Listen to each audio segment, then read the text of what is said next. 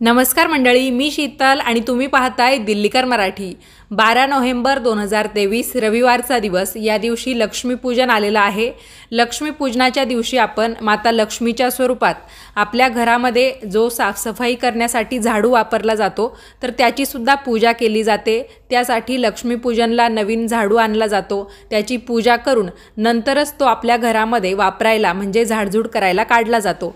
आजच्या व्हिडिओमध्ये मी तुम्हाला लक्ष्मीपूजनासाठी झाडू कधी घ्यायचा, त्याचबरोबर जुन्या झाडूचं काय करायचं, झाडू खरेदी करताना कोणकोणत्या गोष्टींची काळजी घ्यायची, त्याचबरोबर लक्ष्मीपूजनाच्या दिवशी आपल्याला झाडूच्या बाबतीत एक उपाय करायचा आहे, तो सुद्धा मी तुम्हाला या व्हिडिओत सांगेल। तर व्हिडिओ संपूर्ण पहा। चॅनेलवर नवीन असाल तर सबस्क्राइब करा आणि व्हिडिओ पाहत असताना सर्वांनी कमेंट्समध्ये लिहा जय माता दी। चला तर मग व्हिडिओला सुरुवात करते। मंडळी, लक्ष्मीपूजन जरी 12 नोव्हेंबरला असलं तरी पण दिवाळीची सुरुवात जी आहे ती वसुबारसेपासून होते। वसुबारसेला दिवाळीचा पहिला दिवा लावावा, गायीची पूजा करावी आणि त्यानंतर आपल्याला दिवाळीचे पुढचे दिवस सुद्धा साजरे करायचे असतात असं म्हटलं जातं। यंदा तर रमा एकादशी आणि वसुबारस या दोन्ही तिथी एकत्र झालेल्या आहेत, त्यामुळे शुभ संयोग तयार झालेला आहे। 9 नोव्हेंबरला आपल्याला वसुबारस साजरी करायची आहे। त्यानंतर 10 नोव्हेंबरला येते धनत्रयोदशी। ही अश्विन महिन्यातली 13वी तिथी असते, कृष्ण पक्षातली, म्हणून हिला धनत्रयोदशी म्हटलं जातं। आणि त्यानंतर 11 तारखेला काही नाहीये, 12 तारखेला अमावस्या आहे, त्या दिवशी आपल्याला लक्ष्मीपूजन करायचं असतं। तर लक्ष्मीपूजनामध्ये तुम्हाला माहिती आहे की मातीची लक्ष्मी मातेची मूर्ती आणली जाते। त्याचबरोबर आपण साफसफाई करण्यासाठी जो काही झाडू वापरतो तर त्याला सुद्धा लक्ष्मीचं स्वरूप मानलं जातं, त्यामुळे या झाडूची पूजा करण्याची सुद्धा पद्धत आहे। तर आपल्याला जर लक्ष्मीपूजनासाठी झाडू घ्यायचा असेल तर तो कधी घ्यावा हा बऱ्याच जणांचा प्रश्न असतो।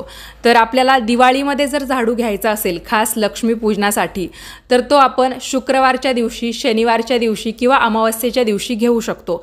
तर यंदा शुक्रवारी धनत्रयोदशी आहे आणि आपण तसंही दिवाळीच्या म्हणजे लक्ष्मीपूजनाच्या 1-2 दिवस अगोदर पूजेचं साहित्य खरेदी करत असतो। तर जेव्हा तुम्ही धनत्रयोदशीची काही खरेदी कराल तर त्याच दिवशी तुम्ही दिवाळीचा झाडू सुद्धा आणू शकता। आणि जर तुम्हाला तेव्हा आणणं शक्य झालं नाही तर तुम्ही अगदी लक्ष्मीपूजनाच्या दिवसभरात कधीही आणला, अमावस्येच्या दिवशी, तरी सुद्धा चालतं, काहीच हरकत नाही। आता खूप जणांचे प्रश्न याबाबत असे येतात की आम्ही लक्ष्मीपूजनाला झाडू मात्र आणतो पण आमच्या घरामध्ये तो झाडू म्हणजे जी शिरई असते तर तिचा वापर होत नाही। आता बरेच जण आधुनिकतेकडे चाललेले आहेत, साफसफाई करण्यासाठी बऱ्याच वेगवेगळ्या वस्तूंचा वापर होतो। मग तो जो झाडू खरेदी केलेला आहे किंवा शिरई घेतलेली आहे ती तशीच पडून राहते, तिचं काय करावं?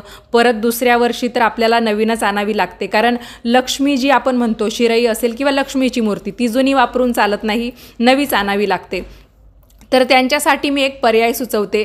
बाजारामध्ये अगदी छोट्या आकाराचा सुद्धा झाडू मिळतो पूजेसाठी म्हणून, ज्याला ग्रामीण भाषेमध्ये किंवा बोली भाषेमध्ये कुच्चा असं सुद्धा म्हटलं जातं। तर तसा छोटा झाडू तुम्ही आणू शकता आणि नंतर त्या छोट्या झाडूचा वापर तुम्ही देवाची खोली साफ करण्यासाठी सुद्धा करू शकता। तसंही म्हटलं जातं की देवाच्या खोलीमध्ये स्वतंत्र झाडू असावा किंवा देवघराच्या आसपासची साफसफाई करण्यासाठी आपला रोजच्या वापरातला झाडू वापरू नये, तर तुम्ही त्यासाठी त्याचा वापर करू शकता। किंवा तुम्हाला तेही घ्यायचं नसेल तर झाडू बरोबरच झाडूचंच काढून देतात, एक छोटंसं फड मिळतं, ते आणलं तरी सुद्धा चालेल। आणि जेव्हा तुम्ही मोठी शिरई घेतात तर त्याच्याबरोबर आवर्जून त्या लोकांकडून तुम्ही त्या झाडूचं किंवा त्या शिरईचं अजून एक फड घ्यायला विसरू नका, कारण तशीच शिरई आणू नये। घेतल्या तर 2 घ्याव्या किंवा मग एक झाडू घेतला तर त्याच्याबरोबर ते झाडूचं फडसुद्धा घेतलं जातं आणि ते सुद्धा पूजेमध्ये ठेवलं जातं। आणि तुमच्याकडे जर शिरईचा वापर होत नसेल तर जो लांब दांडीचा झाडू असतो, जर तुम्ही तोच घरात वापरत असाल तर तसाच झाडू तुम्ही लक्ष्मीपूजनासाठी आणायचा आहे। याचं कारण म्हणजे ज्याचा वापर आपल्याकडून होईल तोच झाडू खरेदी करावा। तर अशा पद्धतीने झाडू कधी खरेदी करायचा, कसा खरेदी करायचा हे तर तुम्हाला समजलंच। आता जुना जो झाडू आहे तो काय करायचा किंवा तो कधी आपण टाकून देऊ शकतो। आता जुना जो झाडू आहे तो कुठेही फेकून द्यायचा नाही किंवा कुणाच्या पायाला लागेल किंवा कुणाचा पाय पडेल अशा ठिकाणी तो फेकू नका किंवा जुना खराब झालेला झाडू जो आहे तो कुणाला देऊसुद्धा नाही. आपली लक्ष्मी आपण दुसऱ्याच्या हातात दिली किंवा दुसऱ्याला देऊन टाकली असा त्याचा अर्थ होतो. त्यामुळे जुना झाडू कुणालाही दान करू नका किंवा कुठे तो फेकूसुद्धा नका. त्याचबरोबर जुना झाडू जाळायचासुद्धा नसतो. तो झाडू तुम्ही अशा ठिकाणी ठेवून द्या. जर तुम्हाला तो परत वापरायोग्य झालेलाच नसेल तर तो तुम्ही अशा ठिकाणी ठेवा की जिथे कुणाचा पाय पडणार नाही किंवा जिथे तो कुणाच्या नजरेला सुद्धा पडणार नाही. तसा जुना झाडू जो आहे त्याचा वापर आपण समजा तुम्ही तुमच्या घरामध्ये लहान मुलं असतील किंवा एखाद्याची दृष्ट वगैरे काढायची असेल तर त्यावेळेससुद्धा तुम्हाला जुन्या झाडूचा वापर करता येऊ शकतो. पण असं काही तुम्ही करत नसाल तर तुम्ही तो झाडू अशा ठिकाणी ठेवायचा आहे. तुमची अडगळीची खोली असेल तिथे ठेवून दिला जिथे कुणाच्या दृष्टीस तो पडणार नाही तरीसुद्धा चालेल. फक्त फेकणे, जाळणे किंवा कुणाचा पाय पडेल अशा ठिकाणी टाकणे किंवा नाली, गटारी किंवा नदीत वगैरे फेकणे, पाण्याच्या ठिकाणी फेकणे या चुका मात्र तुम्हाला करायच्या नाही आहेत. आता लक्ष्मीपूजनाच्या दिवशी झाडूच्या बाबतीत आपल्याला काय काय करायचं आहे, कोणते उपाय करायचे आहेत हे मी तुम्हाला सांगते.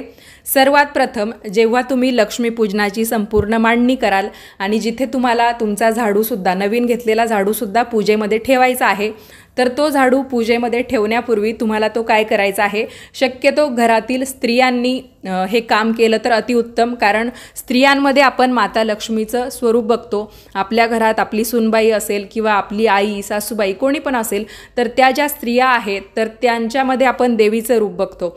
तर त्यांच्यापैकी कुणीही हे काम केलं तर चांगलं होईल. तर तुम्हाला तो नवीन झाडू काय करायचा आहे, तसंही लक्ष्मीपूजेची मांडणी आपण केलेली आहे याचा अर्थ आपलं घर पूर्ण तेव्हा साफ असेल, स्वच्छ असेल. तरी पण नियम आहे म्हणून आपल्याला त्या झाडूने जणू काही आपण झाडतोय अशी कृती करायची आहे. पूजा मांडणीपासून तुम्हाला झाडत झाडत जायचं आहे आणि तुमच्या घराच्या उंबऱ्यावर तो झाडू 2-3 वेळा अलगद आपटायचा आहे. तर हे कशासाठी, जणू काही अलक्ष्मीला आपण बाहेर काढून देत आहोत, तिला हाकलून लावतोय आणि लक्ष्मी मातेचं आगमन आपल्या घरामध्ये करतोय, तिचं स्वागत आपण करतोय की माता लक्ष्मी तू आमच्या घरामध्ये ये, कायमस्वरूपी वास्तव्य कर आणि अलक्ष्मी तू आमच्या घरातून निघून जा. तर यासाठी आपल्याला ही कृती करायची असते. त्यानंतर तुम्ही तो झाडू घेऊन यायचा आहे. जिथे तुम्ही तुमची लक्ष्मीपूजनाची पूजा मांडणी केलेली आहे तिथे तो झाडू तुम्हाला स्थापन करायचा आहे. त्यानंतर तुम्ही तुमचं लक्ष्मीपूजन जे आहे ते करू शकता. तर हे करून झाल्यानंतर तुम्हाला काय करायचं आहे, संपूर्ण तुमची लक्ष्मीपूजनाची पूजा मांडणी झाली, पूर्ण पूजन करून झालं तर पूजा झाल्यानंतर जेव्हा तुम्ही नैवेद्य वगैरे दाखवता, तुम्हाला स्वतःला जेवण करायचं असतं, तर त्यावेळेस काय करायचं, या झाडूच्या खाली तुम्हाला लाल कपड्यामध्ये किंवा पिवळ्या कपड्यामध्ये किंवा तुमच्याकडे जर पोटली असेल लाल किंवा पिवळ्या रंगाची तर त्यामध्ये तुम्हाला 1 रुपयाचं नाणं ठेवायचं आहे. त्याचबरोबर 1 कापूर, 2 लवंग आणि 4 काळी मिरी यामध्ये तुम्हाला ठेवायचं आहे आणि हे सगळं तुम्हाला बांधून झाडूखाली ठेवून द्यायचं आहे. जर तुम्ही पोटली घेतलेली असेल तर साहजिक आहे तिला 2 दोऱ्या असतात, त्या तुम्ही ओढून घेतल्या तर सगळं साहित्य बरोबर त्या पोटलीमध्ये बसतं. आणि तुमच्याकडे जर लाल किंवा पिवळ्या रंगाचा कपडा असेल तर हा कपडासुद्धा स्वच्छ असावा किंवा नवीन घ्यावा त्यासाठी. तर त्या कपड्यामध्ये तुम्ही या सगळ्या वस्तू बांधा. 1 रुपयाचं नाणं, 1 कापूर, 2 लवंगा आणि 4 काळी मिरी. तर जिथे ती शिरई किंवा झाडू तुम्ही ठेवलेला असेल तर त्याच्या खाली तुम्हाला हे गाठोडं किंवा पोटली ठेवून द्यायची आहे. आणि नंतर तुम्ही तुमचं जे काही काम राहिलेलं आहे लक्ष्मीपूजा झाल्यानंतर, जेवण वगैरे म्हणा किंवा जे काही असेल ते करू शकता. यानंतर सकाळी जेव्हा तुम्ही उठता, जेव्हा तुम्हाला ही लक्ष्मीपूजेची मांडणी काढायची असते, उत्तर पूजा करायची असते, तेव्हा तुम्हाला काय करायचं आहे, ती पोटली किंवा तुम्ही जे गाठोडं झाडू खाली ठेवलेलं होतं ते तुम्हाला काढून घ्यायचं आहे. त्यातलं 1 रुपयाचं नाणं जे आहे ते तुम्हाला तुमच्या तिजोरीमध्ये ठेवून द्यायचं आहे. यानंतर कापूर जो आहे तो एखाद्या पंतीमध्ये किंवा तुमच्याकडे कापूर पेटवण्याचं जे काही भांडं असेल त्यामध्ये तुम्हाला हा कापूर पेटवायचा आहे. त्या लवंगासुद्धा तुम्हाला त्या कापराच्या ज्योतीमध्ये टाकून जाळायच्या आहेत. आणि जे 4 काळी मिरी असतील तर ते तुम्हाला बाहेर जाऊन 4 दिशांना 4 करून फेकून द्यायचे आहेत. तर कापूर आणि लवंग आपण यासाठी जाळतो की घरातली नकारात्मकता कायम निघून जावी। तसंही लक्ष्मीपूजन आपण केलेलं आहे, एवढी भक्तिभावाने आपण देवीची सेवा करतो, तर नकारात्मकता साहजिक आहे आपल्या घरातून निघून जाते। तरी पण उत्तर पूजेच्या वेळा पुन्हा एकदा उपाय म्हणून हे कापूर आणि लवंग आपल्याला जाळायचे असतात आणि आपल्या घरामध्ये माता लक्ष्मीच्या कृपेने सर्व काही ठीक राहावं, आपली आर्थिक परिस्थिती चांगली व्हावी किंवा आपलं घर धनधान्याने संपत्तीने भरून जावं, तर त्याचं प्रतीक म्हणून आपल्याला ते 1 रुपयाचं नाणं आपल्या तिजोरीमध्ये कायमस्वरूपी सांभाळून ठेवायचं असतं। हवं तर तुम्ही ते 1 रुपयाचं नाणं एखाद्या डबीमध्ये सुद्धा ठेवू शकता। आणि जे काळी मिरी आहेत तर ते सुद्धा आपण जणू काही नकारात्मकता आपण आपल्या घरातून काढून टाकलेली आहे, तर त्या अर्थाने ते काळी मिरी आपल्याला 4 दिशांना फेकायचे आहेत की 4ही बाजूंनी कुठूनही आपल्या घरावर जर संकट येणार असेल तर ते इथेच निघून जावं किंवा त्या संकटांपासून आपलं रक्षण व्हावं, त्या संकटांपासून किंवा त्या संकटाचा सामना करण्यासाठी आपल्याला बळ मिळावं, यासाठी ते काळी मिरी आपल्याला 4 दिशांना 4 करून फेकायचे असतात। आणि नंतर तो झाडू जो आहे तो तुम्हाला लगेच वापरायला काढायचा असेल तर सर्वात प्रथम त्या झाडूने तुम्हाला तुमचं स्वयंपाकघर झाडायचं आहे आणि नंतर तुम्ही तुमच्या बाकीच्या खोल्या असतील तर त्या झाडूने झाडू शकता। अशा पद्धतीने या झाडूचा वापर आपल्याला करायचा आहे। तर उपाय तुम्ही नक्की करा, यामुळे तुमच्या घरामध्ये धनसंपत्तीची वाढ होईल किंवा तुम्हाला धनाचे नवीन मार्ग खुले होतील। तुमचा व्यापार व्यवसाय जे काही असेल त्यामध्ये सुद्धा वृद्धी झाल्याशिवाय राहणार नाही, तुम्हाला प्रत्येक कामात यश मिळेल। लक्ष्मीपूजनाचा हा जो उपाय आहे तो अतिशय पारंपरिक आहे, तुम्ही नक्की करा। तर आजच्या व्हिडिओमध्ये एवढंच। हा व्हिडिओ तुम्हाला कसा वाटला कमेंट्स करून कळवा। आवडला असेल तर व्हिडिओला लाईक करा, जास्तीत जास्त शेअर करा, म्हणजे प्रत्येकाला याची माहिती मिळेल। आणि असेच छान छान माहितीपूर्ण व्हिडिओज पाहण्यासाठी आजच दिल्लीकर मराठीला सबस्क्राईब करा। भेटूयात परत पुढच्याच नवीन व्हिडिओमध्ये, तोपर्यंत सर्वांनी काळजी घ्या। धन्यवाद।